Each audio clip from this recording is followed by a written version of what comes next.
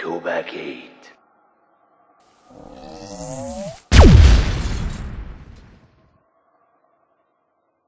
Hey guys, I'm Rich with shop.exhortingtoys.com. Today, bringing you another Halo Reach Series 2 action figure review. Today I'm going to be reviewing the much anticipated, much loved by nerds everywhere, Kat. And you couldn't see her because of the light. Kat, there she is. So here's Kat in her box. You can see the different figures from Series 2. Pretty standard box. Says 28 moving parts, but we're going to find out if that's telling the truth or if it's a big liar. Or not. I might forget to do that. You never know. Sometimes I got a lot of things on my mind when I'm doing these reviews. Okay, now that we have the figure out of the box, I gotta say that she's definitely by far the thinnest Spartan. And stuff's moving behind me, and I'm scared right now. She's the thinnest Spartan I've ever seen. Now, she, granted, is the first female Spartan they have ever designed for Halo Reach or for Halo 3. Like, it's a specifically female Spartan. Now, back in Halo 3, you couldn't tell the difference between a female and a male Spartan. You only could tell the difference between their voice when you killed them in matchmaking. However, in Reach, they have designed it so that when you pick a male or a female Spartan, you literally change the body. The whole body is different. So, like, her legs, waist, everything changes. Everything is definitely more thin, which would suggest female to when you first see it. Yeah. And I wanted to see if Kat could hold her pistol, kind of like how she does in the game. And I got it pretty close. I'm pretty excited because I didn't think she'd be able to handle the gun like that because not all figures are able to hold their guns the way that they do in the video game, and that's always sad. I'm like, no. But yeah, so here we have Kat. Awesome, because she's the first figure to come with the Halo UNSC Magnum, and is definitely larger than it used to be in the past. Now, granted, most of the weapons that have been remade, like the plasma rifle, plasma pistol, remade into the Halo Reach scale are definitely larger. But I mean, this is a big handgun. I mean, seriously, this is a big handgun. She also comes with a frag grenade, which you can put on either of the two butt pegs here on her belt. I personally am a fan of the left side. Don't ask me why.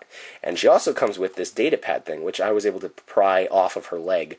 It's not necessarily very easy to get it off. So when you're first doing it, it might sound like it's going to break or something. It shouldn't.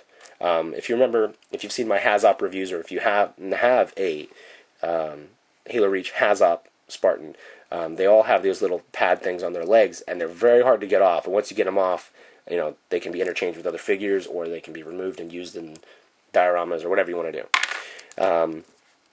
Now here, Kat, and actually the shoulder armor is removable from the robot arm. I wanted to see how the robot arm ended up sizing up, because if you remember, one of the big characteristics of Kat was that she had a robot prosthetic arm. And none of the other Spartans did, obviously. So it is pretty cool of how they have ended up designing it.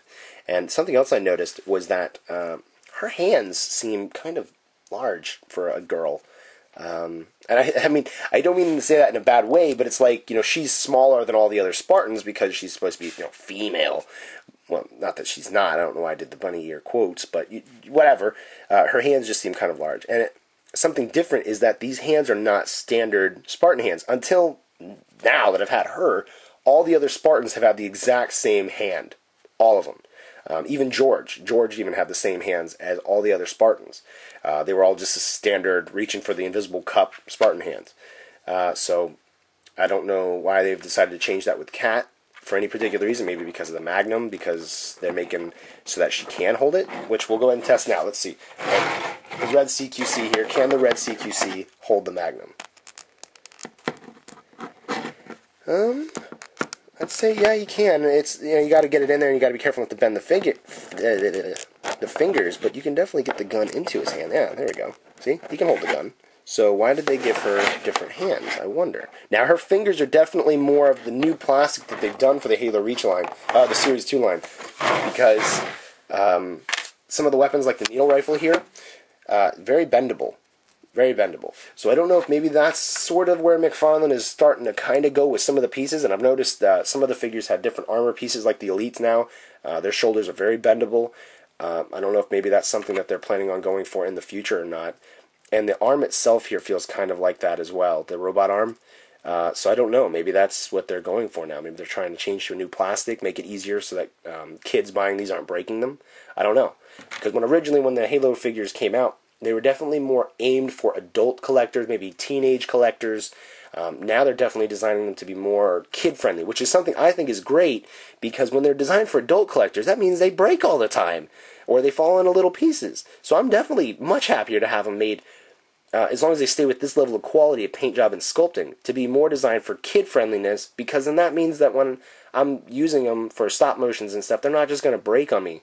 And not that they have all the time, but I like things being more durable, you know. Now, the helmet, the shoulder pads, and the chest armor are both removable, which sometimes it's kind of stuck when you first get the figure. Trying to pull it out there. Like, oh gosh, she's a girl. Sorry, I can't take that off. Sorry about that. My fault, my bad.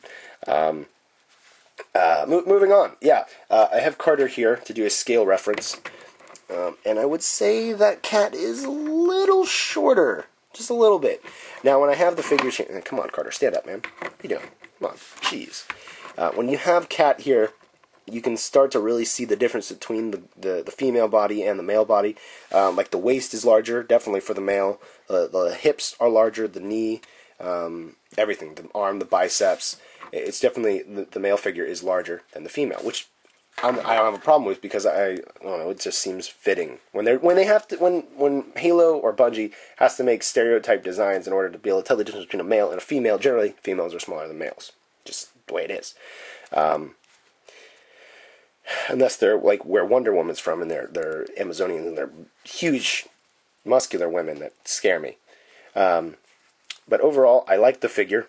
I think she's cool. I like how she has different setup than the other figures, and that, you know, she just feels more like Cat when you look at her. You know, if she would have been using a male body, and you're like, yeah, that's Cat, but we're just gonna pretend that she's a female, even though she's a male body. You know, it's kind of gross.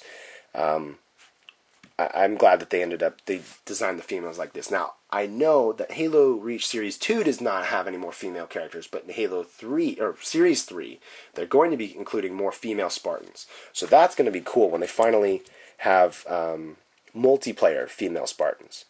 Now, I think that you should buy this figure. I think that this is going to be one of the figures in Series 2 that is going to sell out like crazy. One, because she comes with a Magnum, and because she has new armor, and she's the first female Spartan, and she has a robot arm.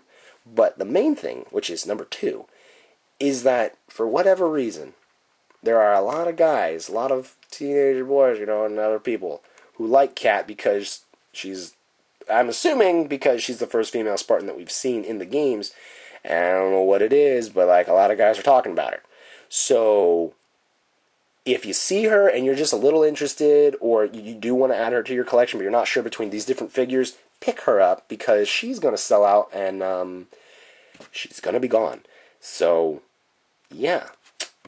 I'm glad that I was able to get a hold of the figure and stuff, because I'm trying to finish off Noble Team. So I know that's another thing, is that all the Noble Team characters are going to be selling out because people want to finish Noble Team. They want to have all the characters from the game.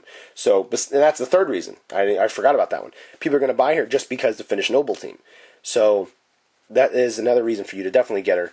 She comes with the Magnum, first figure to come with a Magnum. It's a great thing. Comes with a weapon peg, so you can put it on her thigh here. Overall, I'm going to give this figure a 5 out of 5. Pick it up. It's awesome. I love the helmet. I'm a fan of that helmet anyway. She's the first figure to come with a silver visor. There's a lot of reasons to get this figure. So, pick it up if you find it, because she's going to be gone. And knowing McFarlane, we may never get another one reprinted. Rawr, I'm a dinosaur.